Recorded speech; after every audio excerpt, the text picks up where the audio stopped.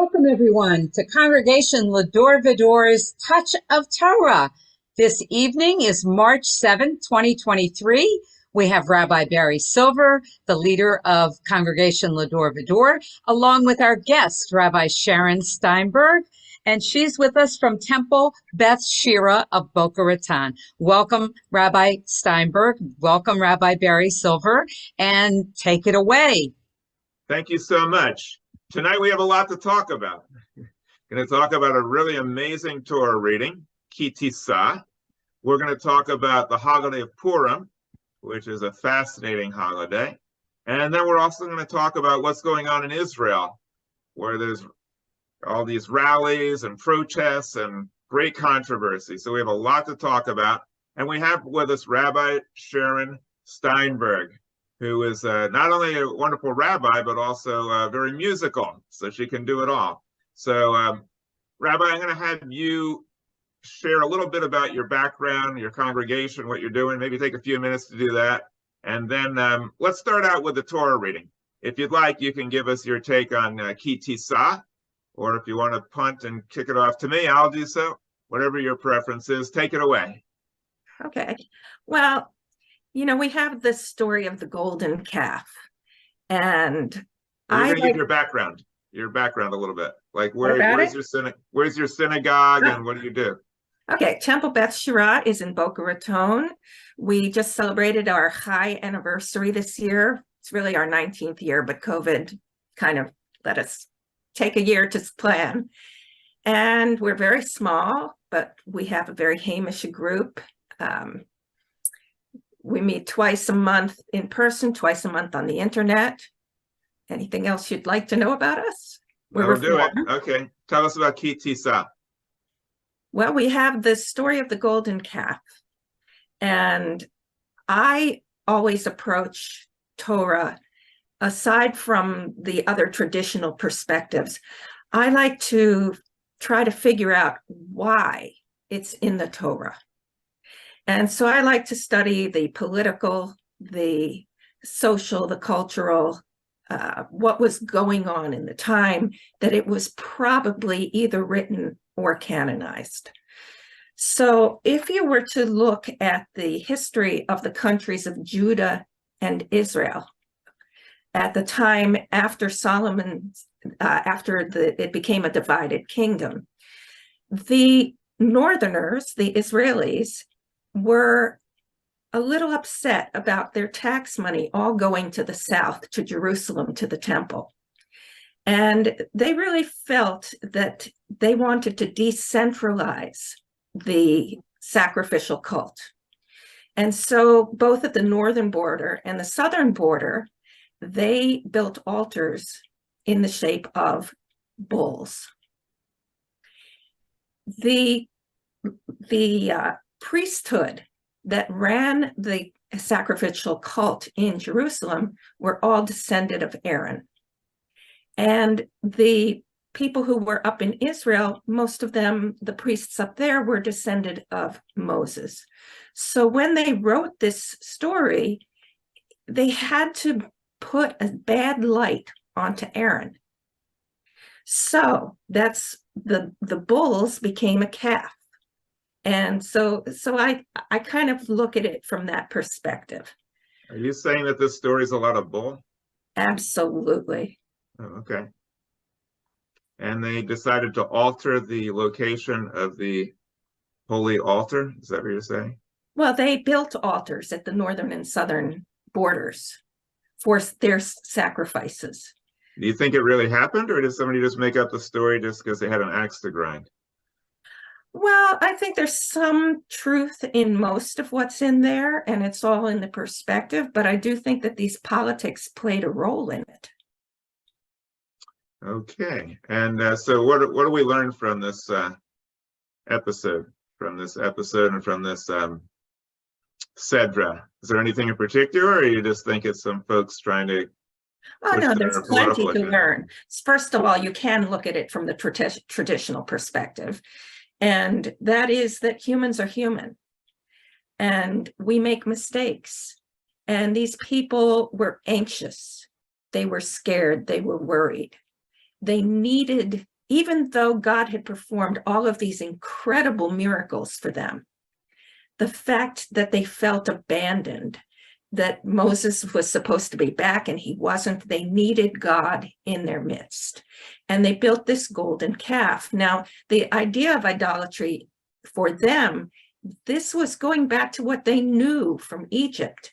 And there, the calf would actually not have been a god, but a place for God's presence to dwell, to use it as a footstool to the throne, similar to the cherubim who were the footstool of the throne for God in the Mishkan.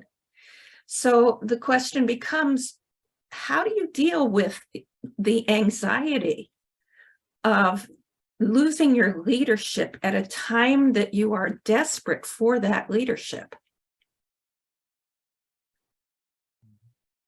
I was just actually writing my sermon tonight for Friday, and I had to buy a refrigerator during COVID time.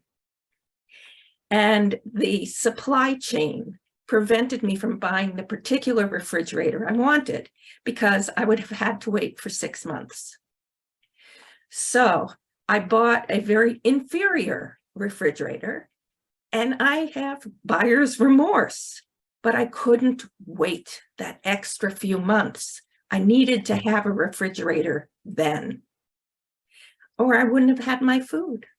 And these people, they were still getting their manna, but they needed that leadership. You're saying they needed something right away so they could keep their cool. Exactly. Like you did with the refrigerator. Is that Yes. it? All right. Well, I thank you very much. Those are some good insights and great historical background for the passage of TISA. A few other things I'll point out. It was easier, my father used to say, to get the Jews out of Egypt than to get Egypt out of the Jews. As Rabbi Steinberg indicates, the Jews were kind of used to worshiping objects like pagans do.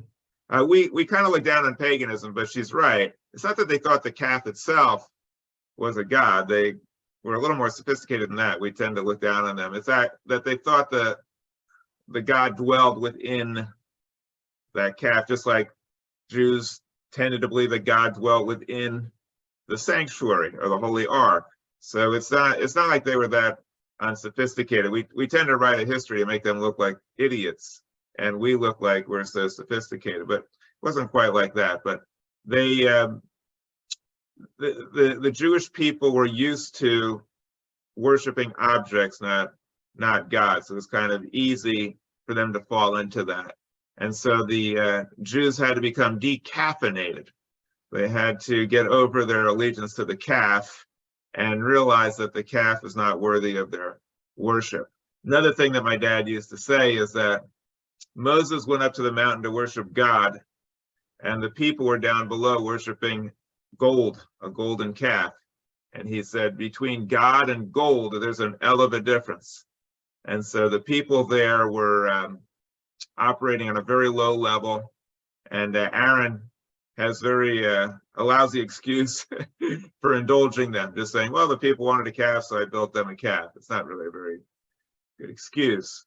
But I think one of the highlights of this passage, which is probably one of the greatest passages in the entire Torah, and indicates something remarkable about not only Moses, but also about our religion. Because, by the way, I don't think this actually occurred, but I think it's all true, as my dad also used to say. In other words, these stories were made up, legendary. There may be a kernel of truth somewhere to some of them, we'll never know.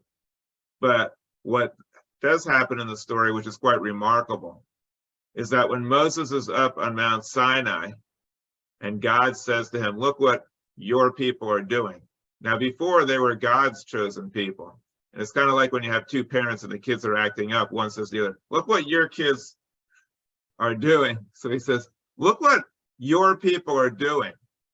I bring you up here to receive the 10 commandments. I did all these miracles, and look what they're doing. They're so disloyal. They're worshiping the golden calf. He says, I'm going to wipe them out. I'm going to destroy them all. I'm fed up with these people.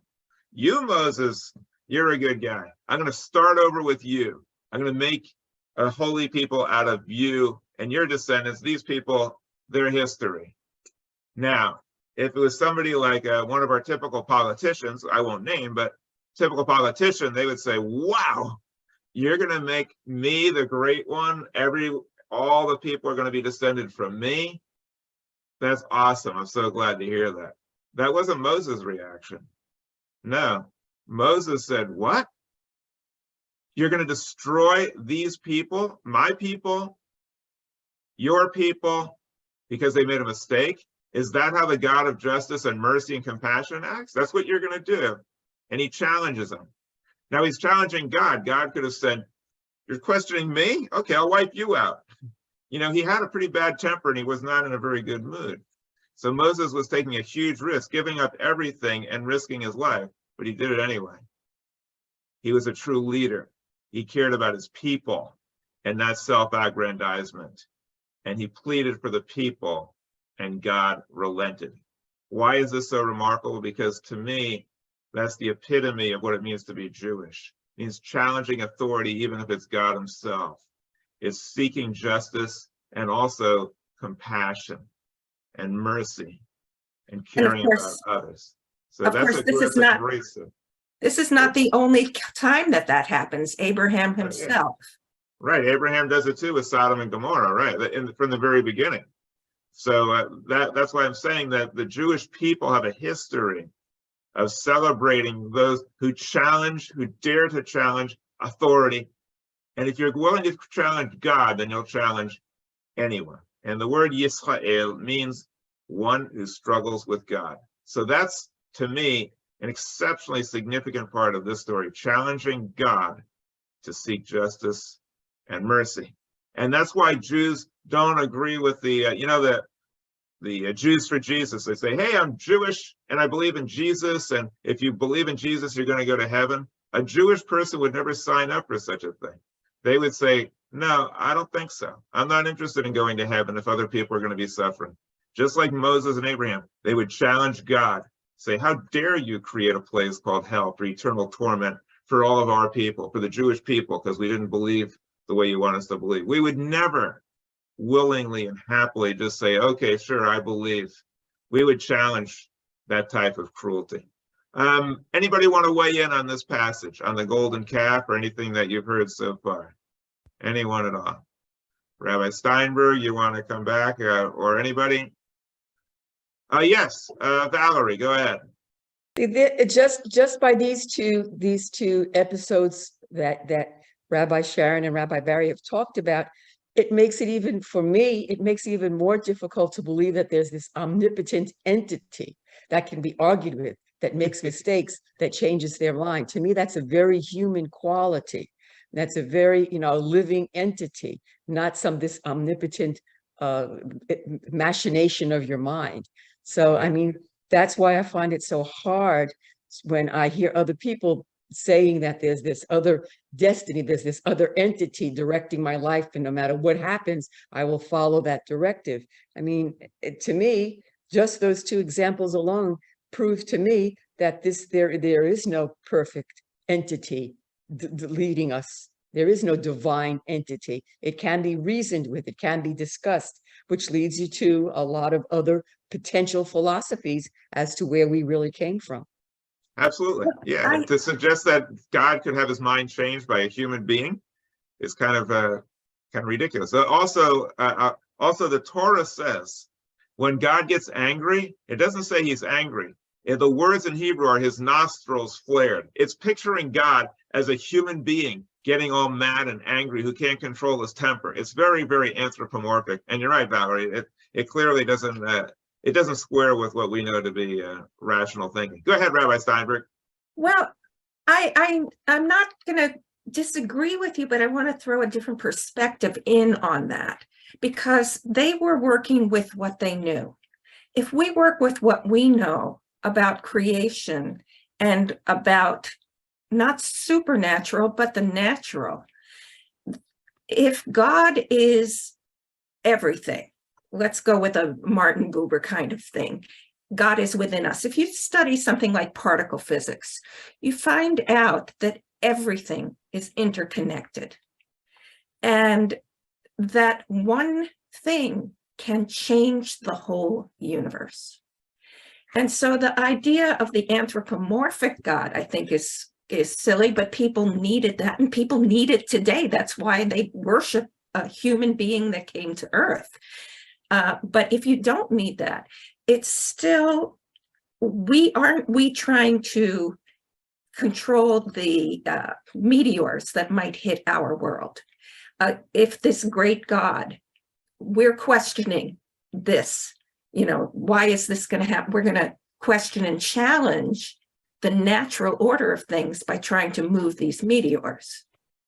So I don't know if that made any sense. Did that make sense, Valerie? No. Okay. Let me try again.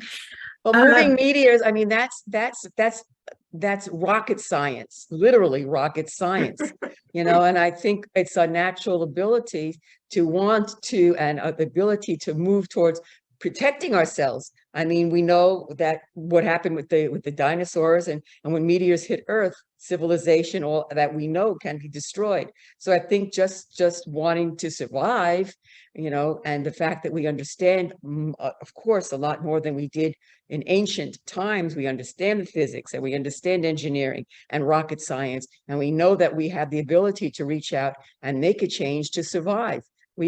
Ultimately, we all want to survive. And that's, I think, a great motivation. I just want to amplify what, go ahead, Sharon. Survival for the Jewish people is not individuals, but the whole people. Everything has a life cycle. It's born, it lives, it dies.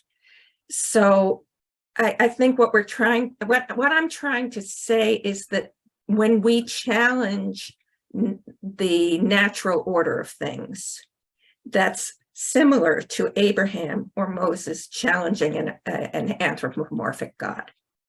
Yeah, well, just to amplify what Valerie is saying, at L'Dor Va-Dor, we use a rational approach, and we challenge what's in the Torah as not literally true.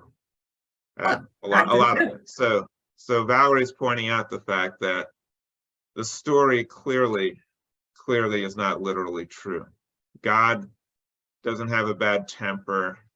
God doesn't have nostrils. God doesn't need Moses to teach him compassion. According to what we believe now, we imagine that if there is a God, it's the epitome of compassion and kindness. It doesn't lose its temper and get mad. So this story didn't happen. That's all she's pointing out. And at L'Dor Va-Dor, that's our philosophy. I agree. I don't think it happened, but metaphorically, they experienced an earthquake, let's say. And for them, that was God expressing anger. And to me, it's not supernatural stuff, but it's the natural order of things. And it's not anger. It's just there's plate tectonics. There's plate tectonics. We live on a cooling planet. And so there's earthquakes. Just like when people get sick, God's not sending a plague. It's called germ theory of disease. So but what you're saying, Rabbi Steinberg, that they did the best with what they had, so we shouldn't belittle it. We agree with that. They were doing the best with what they had, but we know more now, and we shouldn't revert back to believing what they believed in the Bronze Age. We should use modern understanding to, if you're saying we should interpret it metaphorically, that's precisely what we do at L'Dor Va-Dor. We don't take it literally, and my dad used to say, this didn't happen, but it's true. Right, I agree 100% with that. Right, we need leaders who are going to stand up and back the people and care about the people, not their own self-aggrandizement. That's what the story is teaching us, that we're part of a people that believe that true leadership is concerned for others, not being a megalomaniac. And so the story metaphorically has a lot to teach. The other thing that's kind of odd is that God supposedly does all these miracles. He's doing all these plagues. The sea opens up. He's feeding them with manna, and still the people don't believe in him. Instead, they worship a golden calf. That defies credulity. All right. Who do we think these people were? Our ancestors. They saw all these miracles, and they're receiving miracles still. They're being fed manna, and they're going to say, I don't believe all of this stuff. If those things really happened, they would be You couldn't persuade them to worship a golden calf. That's why I say that the story is just teaching us that we need to be decaffeinated, in that we need to stop worshiping false gods, money or power or fame or fortune. These are all false gods typified by gold. And instead of gold, we should seek out God. And by God, what we mean is that this creative power that is behind everything, and it's within us, and it can make us really holy and sacred if we tap into that. Is there anybody else who wants to speak on this, or we got other stuff to cover? So maybe we should go on to the next topic. What about Rabbi Steinberg? What's your take on Purim? Is there anything you'd like to share about Purim? I had a lot of calories today. I ate this behind me. That's good. Well, here's a little tidbit that's not well known, is that the hamantashen is most likely originally a Persian fertility cookie. And I'll leave it at that.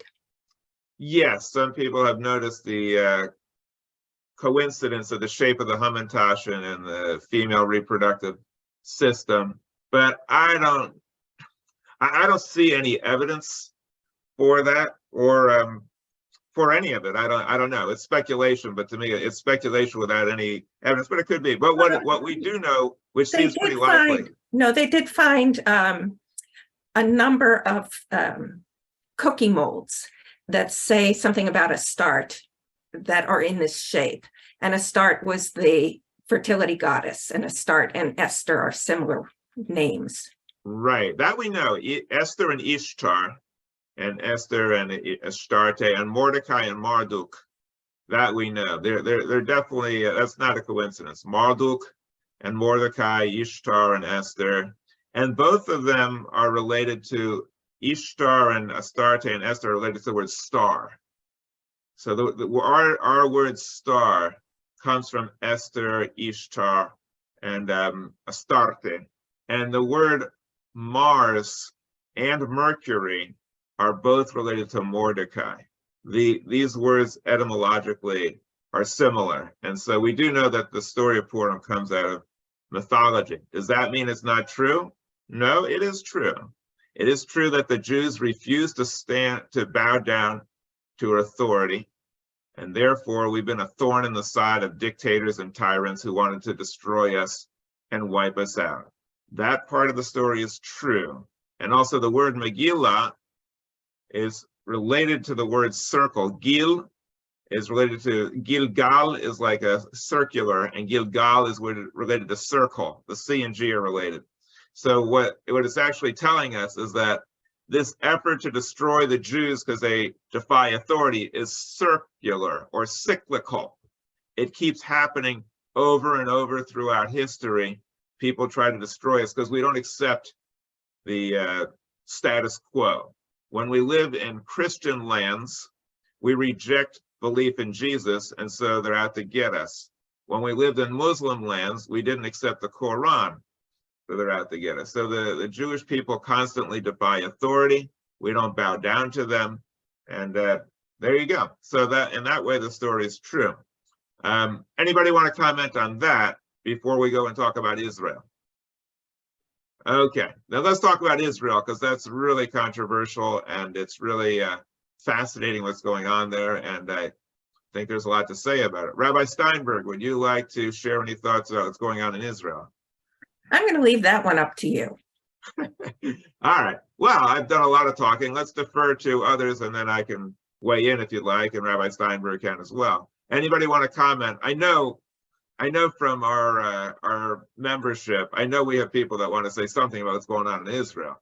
So is there anybody out there? I see Irene's out there, but you're muted. So Irene, I'd be interested in your take on what's going on in Israel, if you'd like to comment, because you have a lot of wisdom about these issues. Do you want to talk to us about Israel and what you think about it?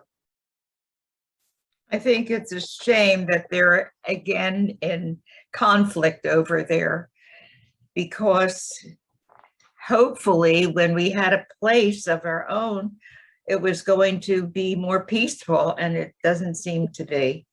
I have no really wisdom to add to it. We just have to hope and pray that we become friendly with these other people who are in that land. We have to make peace with them. I mean, the Palestinians. Yes, yes. How do you propose we do that? I don't know, but there must be a way. There must be a way. If we got the land of Israel after all these years and hoping for it, then there must be a way forward to work with the people who are also there. Very well said. We've waited thousands of years to have a homeland. We ought to be able to figure out a way to live in peace there. Well said.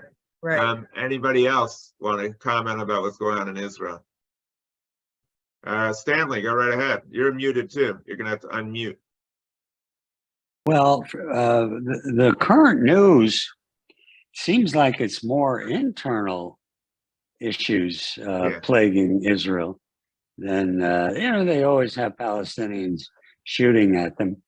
So, and that's going on as well. But the internal politics since Netanyahu returned to power seems to be going haywire with revising the judiciary and whatever they're trying to do there, and to save his skin from this trial that keeps going on endlessly for Netanyahu. But I also noticed that you could compare him a little bit to your friend in Tallahassee. I'm talking about Netanyahu, because he's trying to overhaul the judiciary to suit him. And that might be interesting to talk about. That's a good point. I'm reading his book, DeSantis, and he candidly admits that he picked judges that were conservative so that they wouldn't thwart his agenda. And it's really quite astonishing that you would have somebody admit that they're picking justices not based on their ability to adjudicate justly, but because they're going to pass your agenda. I mean, that's just so corrupt. But apparently Netanyahu could learn a lot from you, Stanley, because you also are the leader of L'Dor Va-Dor. And when you came in, you didn't try to rewrite history or make dramatic changes. You tried to bring everybody together. And I don't know that Netanyahu is really doing that. He seems to be beholden to the arch conservatives, and it's causing troubles. Anybody else want to share some thoughts about what's going on in Israel? Valerie, go ahead. Well, I think, as is with many countries, when there's internal turmoil, your opponents, your enemies, if you will, are always going to make every effort to take advantage of that and destabilize the situation even more, not only from a political perspective, but from a social and economic and an emotional perspective. I mean, there's a crack, there's a crack in the door, and they're going to try to push it open even more. And that's what's so dangerous, in my opinion, when you don't have a specific policy, a unified policy to avoid your enemies, if you will, from breaking down what your weakened barriers. That's always going to create a problem. And I think it's trickling down to the average person in Israel, who are now really very fearful for their very existence and their safety and their well-being, because there's not a strong unified front that they feel that can protect them. So I think that is really a very serious issue that is possibly going to manifest itself and even become more volatile. I think you're right. And I think Israel has the same problem that we have here in the United States. In the United States, we have a sizable group of people who believe that they are fighting for God. That the fundamentalist Christians, some of the Catholics, they think that they're doing God's bidding. And when you have people like that, they're very, very dangerous. And they think they're doing good. And they're misguided. And they're taking us in a very dangerous direction. So we have people in Florida and elsewhere suppressing women's rights, advocating guns, not paying attention to helping the environment, not believing in women's rights, and just they're dangerous, and they think they're fighting for God. And then in Israel, you have the same thing. We have right-wing Jews who think they're doing God's bidding. They think that they speak for God. So they're not going to compromise. They're not going to be reasonable. They're not going to try to reach out to the other side because the other side is opposed to God. They're on God's side. So why would they compromise with people who are against God? So it's a very dangerous situation. They want to take over the government and they want the government to rule over the Supreme Court so that they could pick people on the Supreme Court like DeSantis did and overrule the Supreme Court. And they want to be able to decide for all of Israel what the policies and the law is going to be. And these are people who initially opposed the formation of the state of Israel. They said, oh, no, you can't form Israel until the Messiah comes. You're second guessing God. And they were opposed to the establishment of the state of Israel. And they let secular Jews do the fighting. And they still do. They still want to be exempt. And then after Israel exists and they don't do the fighting, then they say, oh, by the way, now we'll set the policy. We'll take over. Thanks for establishing Israel. Now it belongs to us. We'll make the rules around here. It's just so corrupt.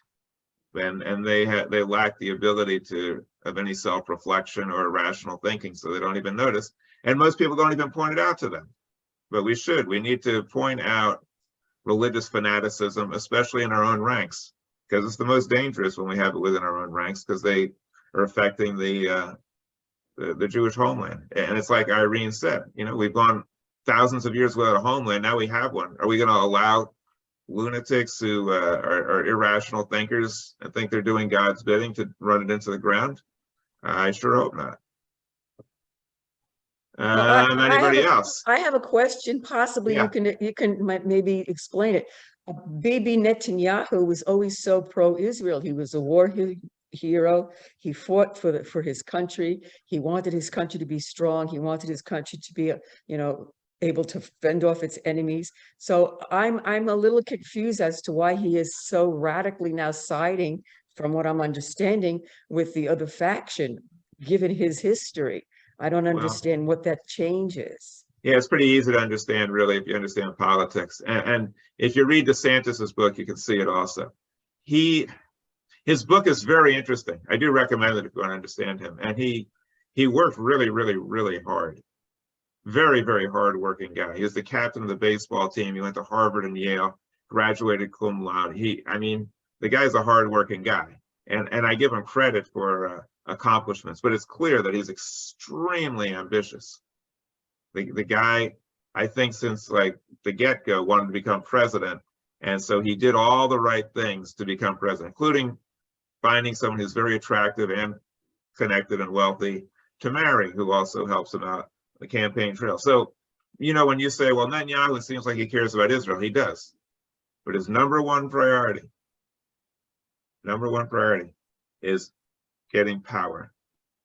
That's what happens when people get a taste of power. Their number one priority is getting power. You can see it with the Republican Party, right? They know Trump is bad news. They know the guy's a bozo, but they'll still support him because if they don't, they'll lose power. So he makes them do all types of things and disgrace themselves in order to try to gain power. That's all that's going on with Netanyahu. If you realize that for most politicians, their number one issue is maintaining power. And then number two is being of some benefit to the nation. Then it all becomes very clear. His power base is the right wing, and he's going to ride on that. And he needs to overrule the Supreme Court because the Supreme Court might be coming after him. And if they do, he wants to be able to control their decisions, just like Trump wants to control the Supreme Court because they may be coming after him one day too, legally. And so that's what their priorities are. Anybody else want to weigh in on this or anything else? Stanley, go ahead. Well, I think what's happened, Israeli politics is, I don't know what you'd call it. It's kind of crazy. I mean, they have party after party after party after party, and the parties split and they go different ways. And in order to form a government, he had to bring a coalition together of all these crazy people, of which one is this very, very far left guy, or far right guy, excuse me. I forget his name. And that's forcing the politics to conform to this coalition. Yeah. It's been a great discussion. We covered a lot of ground in very little time. This is good practice for me because I've committed. I hope I can meet this commitment. I've committed to have our Shabbat celebration within an hour. So it's going to be very difficult, but this is good practice for me. So we have the Passover Seder. We'd like to invite everyone that's here to our wonderful Passover Seder. We're going to be holding it right before Passover begins on Monday, April 3rd at 12:30 p.m. You can find out all about it, the cost of it, all on our website, ledorvador.org. That's LDORVADOR.org.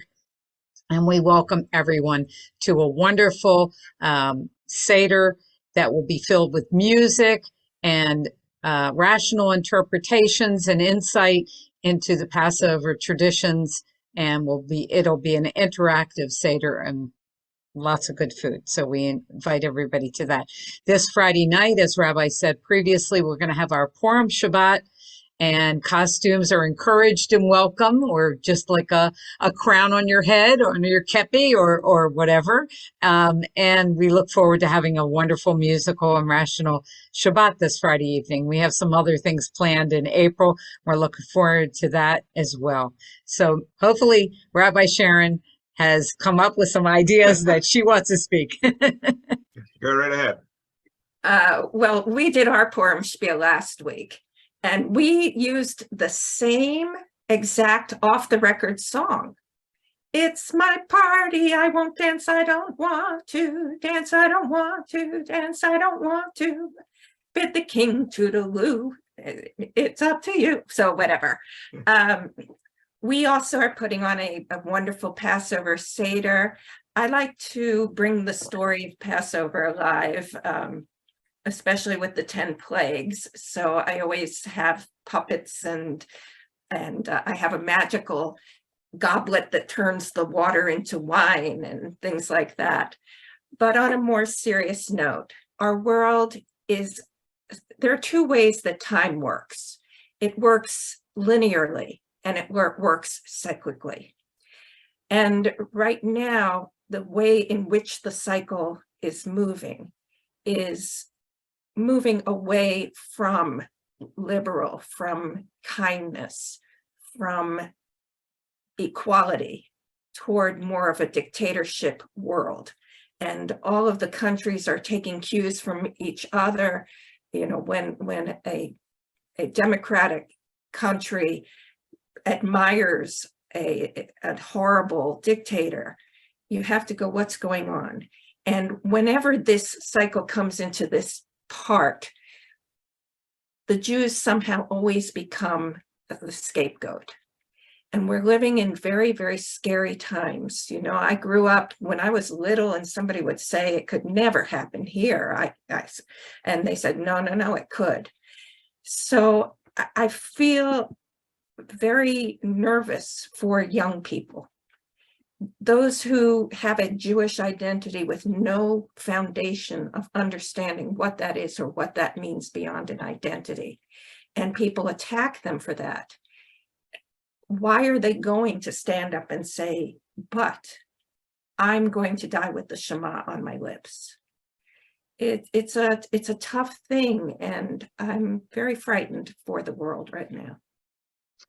Well, Rabbi, I share your concerns. I do see the dictatorship and tyranny marching across the globe, and we see the powerful influence of dictatorship here in the United States, where we almost had a successful insurrection against the Capitol, and the folks who did it look like they're gearing up for round two. That was just a dress rehearsal. So it is very scary, and it's also scary for the Jews. I agree with you on that also. Mostly because, like I said in the beginning, the Jews won't bow down to tyrants. We're a nation of Mordecais. And when a Haman comes along, we don't bow down. And so we bear the brunt of it. And also, when you have the rise of Christian nationalism, then those who are not Christian, or those who are perceived as opposed to the doctrines of Christianity, are targeted. So this is a very dangerous thing. I believe that the solution is for us to speak up and to encourage all the religions to join together around a rational approach to religion, not a literal, and to have a common goal. The common goal should be to clean up our environment, to create a beautiful earth, and to look after all of its inhabitants, human and otherwise. And when we share a common goal, then we're able to unite more easily. So that's what we're doing. We're encouraging religion to be ecumenical and to use rational thinking. And but some people think that means that we're not spiritual, or that we're like cold and scientific. The opposite is the truth. The more we understand about the miraculous, wondrous nature of this universe and this cosmos and our bodies and this planet, the more spiritual we feel, and the more uplifted we are, the more we appreciate life. So I have on my Native American jacket. I love Native American culture. My kids both have Native American middle names. My son Ari was actually given a Native American name by a Native American chief that I represented, and he did a baby naming when my son was 1 year old. And it's really, I really admire people who know how to live in harmony with the planet, and I hope that we'll learn that from them. And so it's a pleasure to be here with everybody. And Rabbi Steinberg, is your Passover Seder open to outsiders? Yes, it's a community Seder. What night is it? It's the second night. Second night. Are you doing first or second night? Okay, we don't, well, we're doing a Seder prior to Passover, so we're free. You know, if you want to bring in more people, the second night, where is it going to be? It's at Boca Dunes Country Club. Okay, so anybody who's interested, second please, night. we'd love to have you. Okay. Because you're members of L'Dor Va-Dor, I think we would offer you the member price, which is $75 a person. That's awesome. All right, thank you so much. And let me just say, because I don't ever get a public forum with you, Rabbi Silver, I truly admire what you do. You stand up, you walk the walk and talk the talk. And not all of us have the courage or the platform or any of those other things. And I really admire how you bring people together to make the world a better place. Well, thank you very much. You're very kind. And I can say I admire what you do also. You are very gifted rabbinically and musically, and you have an ability to bring everybody together also. And I encourage people, if you'd like to go to her Passover Seder, you're in for a treat, contact us. Thank you very much, Rabbi Steinberg. Great seeing you. Thank you for inviting me. It was great. Let's do it again sometime, okay? Okay. Chag Sameach. Chag Sameach. Take care, everybody. Chag Hope to Sameach. see you Friday night, all right? And